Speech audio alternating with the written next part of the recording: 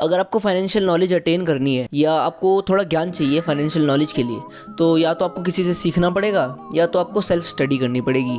Self study के लिए कई सारे मार्ग हो सकते हैं, जैसे बुक रीडिंग हो सकती है, या आप आर्टिकल्स पढ़ सकते हैं, या तो आप ऑनलाइन भी आप जा सकते हैं, कहीं ना कहीं यूट्यूब पे जान सकते हैं। लेकिन उससे इतना ज़्यादा फ़र्क नहीं पड़ेगा जितना आप बुक में पढ़ेंगे, क्योंकि बुक में एक तो एक ब्रीफ अंडरस्टैंडिंग हो जाएगी एक टॉपिक की, क्योंकि जितना बोल के आप समझा लो उससे बढ़िया रहेगा कि आप पढ़ के समझ लो, क्योंकि उससे आपके दिमाग में भी रहेगा और उससे ये रहेगा कि मैंने खुद कुछ करा है, मैंने खुद कुछ पढ़ा है और मेरे खुद कुछ दिमाग में गया है, क्योंकि ये मेरी ही करनी है जो कि मैंने इस बुक को पढ़ा है।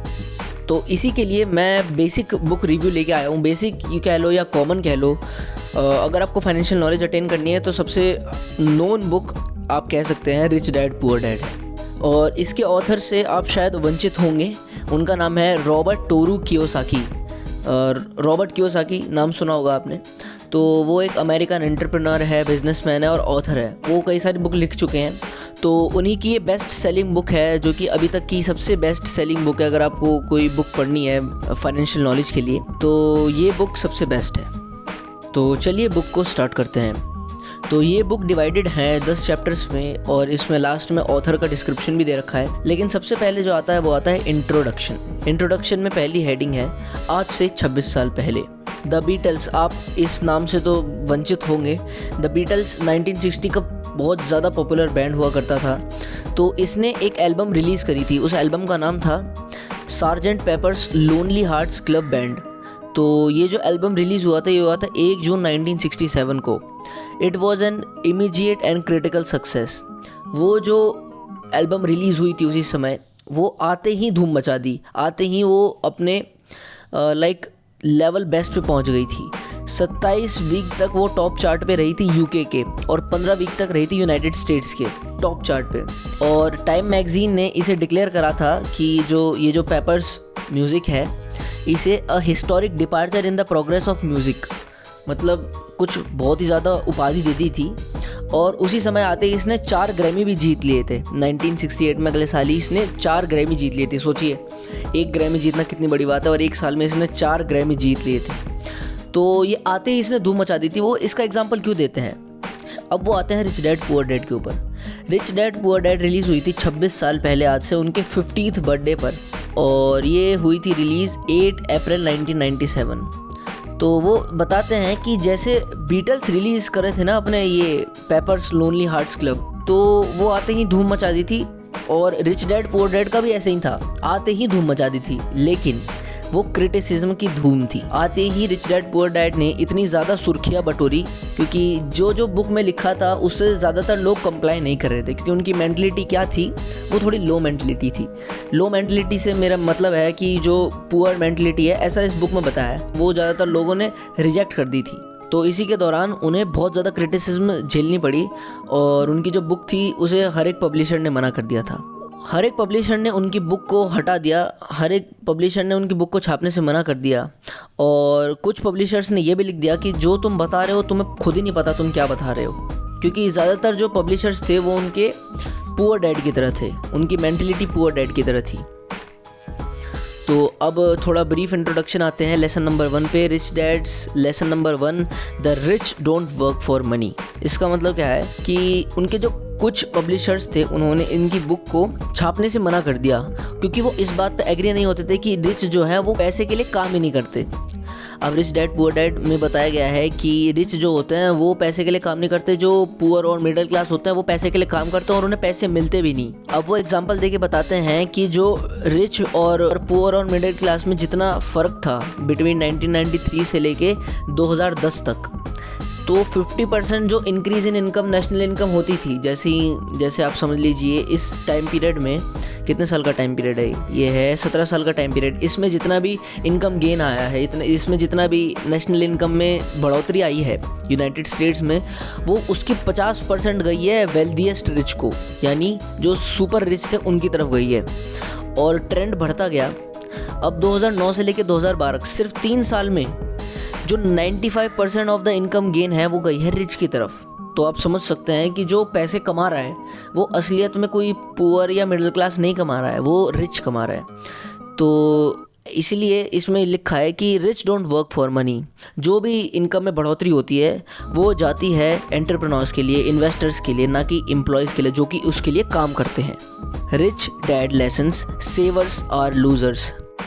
ये एक बहुत ही धमाका लिखा था रिच डैड पुअर डैड ने अपने लेसन में कि जो सेविंग करते हैं वो लूजर्स होते हैं। उन्होंने ये चैप्टर तो छाप दिया। अब जब भी पब्लिशर के पास वो लेके गए, उन्होंने वॉलेंटली रिएक्ट करके यूँ कहा कि आप जिस तरह बता रहे हैं ना कि सेवर्स लूजर्स है, वो बहुत ही ज़्यादा लोगों की सोच को ठेस पहुँचाएगा। कैसे? क्योंकि यूँ समझ लीजिए उस समय अभी भी जो लोग सेविंग करते हैं उन्हें लगता है कि सेविंग एक धर्म है, उनके लिए फाइनेंशियल सेलिब्रेशन है, फाइनेंशियल मुक्ति है। ठीक है, किसी भी अगर कोई अटकल आ जाए आगे आने वाले समय में तो उनके लिए सेविंग बहुत ज़्यादा रिक्वायर होती है।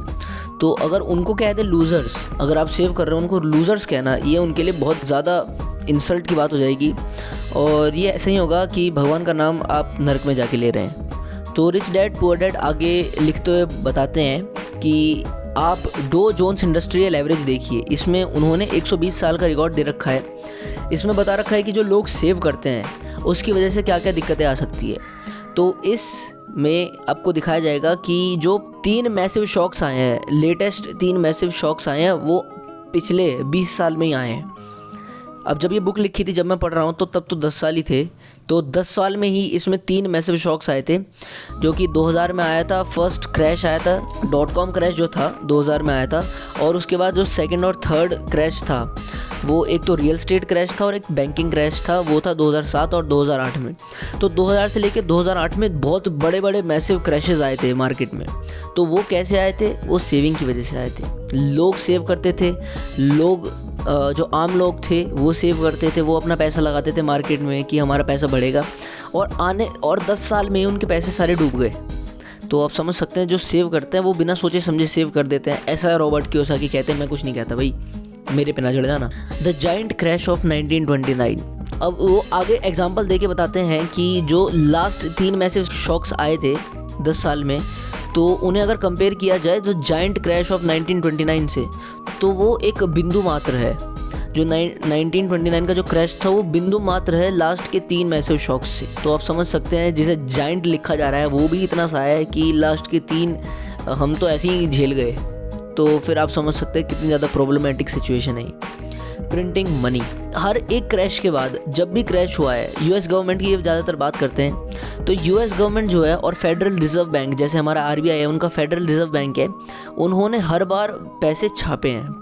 और थर्ड चैप्टर जो रिच डैड पुअर डैड में लिखा जाता है वो है सेविंग द रिच।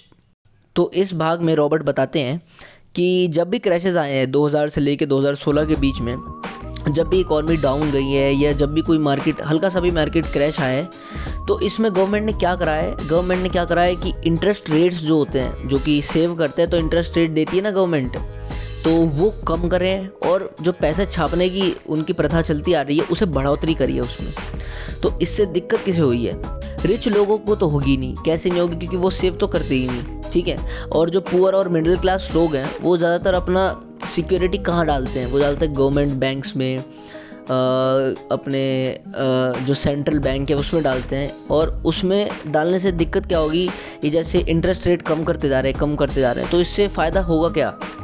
क्योंकि आजकल देखिए वो बताते हैं कि आजकल कई सारी कंट्रीज़ है जिसमें इंटरेस्ट रेट बिलो ज़ीरो है। इसका मतलब समझ रहे हैं? आप पैसे डिपॉजिट करेंगे, उसमें से ना तो आपको इंटरेस्ट मिलेगा बल्कि आपके पैसे और कट जाएंगे। तो इसमें फ़ायदा किसका होगा बताओ? गवर्नमेंट का होगा ना। तो इसमें जो सेविंग करते हैं वो सेवर्स आर लूजर्स कंसिडर नहीं किए जाएंगे। तो इसी वजह से जो पीपल जो पैसे के लिए काम करते हैं, पैसे सेव करते हैं, वो आजकल लूजर्स हैं। रिच डैड पुअर डैड का अगला लेसन है rich dad poor dad's lesson, your house is not an asset. ये भी एक बहुत ही ज़्यादा उबाल देने वाली आप कह सकते हैं एक आर्टिकल लिखा था अपने बुक में रिच डैड ने। इसमें क्या लिखा था कि जो आपका घर है, ज़्यादातर क्या लगभग सभी लोग यूँ समझते हैं कि उनका जो घर होता है वो होता है एक एसेट। अब रिच डैड पुअर डैड बताते हैं कि 1997 में जो भी पब्लिशर्स उन्हें मिला था, उसने मुझे जब भी उनने मेरी बुक रिजेक्ट करी थी, उन्होंने एक स्लिप ज़रूर लिख के भेजी थी, your house is an asset. तुम इस बात को कैसे नकार सकते हो? 2007 में जब मार्केट क्रैश हुआ था और सब प्राइम बोरोअर्स जो कि पैसे लैंड करते हैं, उन्हें जब अपने एसेट्स को मॉर्टगेज करना पड़ा, तब उन्हें पता चला कि जो रियल एस्टेट की जो कार्रवाई है वो कैसे काम करती है, और जो उन्होंने समझा था कि हमारा जो होम है कितना सेफ है और एक एसेट है, जब उसकी वैल्यू ही डिग्रेड हो गई तो उन्हें पता चला कि मेरे को नुकसान हो गया है। तो इससे उन्हें ये तो पता चल गया कि उनका जो हाउस था वो एक एसेट नहीं था। Lesson number 5, the real problem. तो इस लेसन में रॉबर्ट बताते हैं कि ज़्यादातर लोगों की दिक्कत क्या है, वो ये समझ ही नहीं पाते कि जो रियल एस्टेट क्रैश आया था वो एक रियल एस्टेट क्रैश असल में था ही नहीं। ये तो एक इमेजिनरी थिंग है कि वैल्यू डिग्रेड हो गई उन सब चीज़ों की। तो रिच डैड पुअर डैड में रॉबर्ट बताते हैं कि जो रियल एस्टेट क्रैश आया था वो पुअर और मिडिल क्लास ने नहीं करा था, वो किसने करा था, वो रिच ने करा था। रिच ने कैसे करा था वो अपने बुक में लिखते हुए बताते हैं कि उन्होंने एक फाइनेंशियली इंजीनियर्ड प्रोडक्ट को एक डेवलप करा था जिसे वो कहते थे डेरिवेटिव्स, और इसी डेरिवेटिव्स को वॉरेन बफे ने कहा था weapons of mass financial destruction, हथियार ऑफ बहुत भयंकर फाइनेंशियल डिस्ट्रक्शन। तो इन हथियारों के दम पर ही उन्होंने क्या करा कि इस हथियारों को एक जगह इकट्ठा करा और उसे एक जगह इकट्ठा करके फोड़ दिया, जिसके फूटने से क्या हुआ, जो मार्केट था वो क्रैश हो गया। और इसके लिए ब्लेम किसे करा गया, जो उसमें पैसे डालते थे, यानी पुअर और मिडिल क्लास। 2007, और इस डेरिवेटिव्स को आप हल्के में मत लेना, इसकी वैल्यू अगर मैं आपको बताऊं 2007 में इसकी वैल्यू थी डेरिवेटिव्स की एस्टिमेटेड अबाउट $700 ट्रिलियन। इसका मतलब समझ रहे हैं हमारी इकॉनमी कितनी, 3.7 कुछ ट्रिलियन डॉलर्स की, और अभी it is estimated to about 1.3 quadrillion dollars, 1200 trillion dollars. आप इमेजिन करिए कितना बड़ा ये अमाउंट है। तो अगला lesson rich dad poor dad का आता है, why the rich pay less in taxes. तो कुछ पब्लिशर्स जिन्होंने मेरी बुक छापने से मना कर दी थी, रॉबर्ट बताते हैं, उन्होंने ये तर्क दिया था कि ये जो लेसन आप लिख रहे हैं ये इल्लीगल है, और जो आप सीक्रेट डिस्क्लोज़ कर रहे हैं वो डिस्क्लोज़ आपको करना नहीं चाहिए। ऐसा क्यों? क्योंकि उनकी जो मेंटलिटी है वो भी पुअर पीपल की तरह है। आपको एग्जांपल देके रिच डैड पुअर डैड में रॉबर्ट बताते हैं कि 2007 में जब प्रेसिडेंशियल इलेक्शन हुआ कर रहे थे, तब प्रेसिडेंट बैरक ओबामा जो कि अपने री इलेक्शन कर रहे थे और उनके सामने थे गवर्नर मिट रोमनी। तो उसी इलेक्शन में एक यूँ कह दे एक डेटा आया था सामने, उसमें बताया था कि जो प्रेसिडेंट ओबामा है वो अपनी इनकम का 30% डालते हैं इनकम टैक्स में, और जो गवर्नर मिट रोमनी है वो डालते हैं 13%। तो इससे हुआ क्या कि जो मिट रोमनी है वो इलेक्शन हार गए। क्यों? क्योंकि लोगों में एक मेंटलिटी गई कि यार ये तो आदमी सही नहीं है, तो टैक्स देता ही नहीं है, ये तो बहुत कम देता है टैक्स, ठीक है। तो इस पर रिच डैड पुअर डैड कहते हैं कि जो ज़्यादातर लोगों की मेंटलिटी थी कि मिट रोमनी को हरा दिया, उससे हुआ क्या कि उन्होंने इस बात को नहीं जानने की कोशिश करी कि मिट रोमनी और प्रेसिडेंट डोनाल्ड ट्रंप जैसे जो कैंडिडेट्स हैं प्रेसिडेंशियल इलेक्शन के लिए, वो कैसे लीगली अपना जो टैक्स है वो कैसे लेस पे करते हैं, ठीक है। और जो पुअर मिडिल क्लास पीपल है वो उनको क्रिटिसाइज़ करेंगे रादर देन उनको जानने की कोशिश करेंगे कि जो आप टैक्स दे रहे हैं गवर्नमेंट को वो आप कम कैसे दे रहे हैं। सीखने के बजाय आप उनको कंप्लेन कर रहे हैं और उनको हरा दिया प्रेसिडेंशियल इलेक्शन। इसमें और एग्जांपल देते हुए रॉबर्ट बताते हैं कि प्रेसिडेंट ट्रंप ने प्रॉमिस करा था अपने लोगों को प्रेसिडेंट बनने के बाद कि मैं सारे टैक्सेस जो हैं उसमें रिडक्शन ला दूंगा। तो वो स्पेसिफिकली किसके लिए था? रिच के लिए था, कि वो अपना टैक्स जो है वो लेस पे करेंगे rather than for the poors and middle class. और अगला जो हिलैरी क्लिंटन थी वो प्रेसिडेंट तो बन नहीं पाई थी, तो उन्होंने प्रॉमिस क्या करा था अपने इलेक्शन में कि मैं जो है टैक्स बढ़ा दूंगी रिच पर। वो असली में रिच पर टैक्स नहीं बढ़ाती, वो किस पे बढ़ाती? वो बढ़ाती हाई इनकम पीपल पे। हाई इनकम पीपल कैसे हो गए? जो प्रोफेशनल्स होते हैं, जैसे डॉक्टर हो गए, एक्टर्स हो गए, लॉयर्स हो गए, जिनकी इनकम हाई होती है, जो कि they are not real rich even though they will be taxed high. समझ रहे हो? तो इस एग्जाम्पल को देके रिच डैड पुअर डैड ने लेसन को समझाया है, ब्रीफ में समझाया है वैसे तो, क्योंकि आगे चैप्टर्स में मैं बता ही दूंगा। तो इस इंट्रोडक्शन में रिच डैड पुअर डैड ने अपने कुछ एक ब्रीफ इंट्रोडक्शन दे दिया आपको कि किस प्रकार लेसन रन करेगा और किस प्रकार लोगों की मेंटलिटी होती है। रिच डैड पुअर डैड में एक पुअर मेंटलिटी होती है, एक रिच मेंटलिटी होती है। तो यही चैप्टर था, यही इंट्रोडक्शन था। अगली वीडियो में मैं एक ब्रीफ अंडरस्टैंडिंग दूंगा रिच डैड पुअर डैड।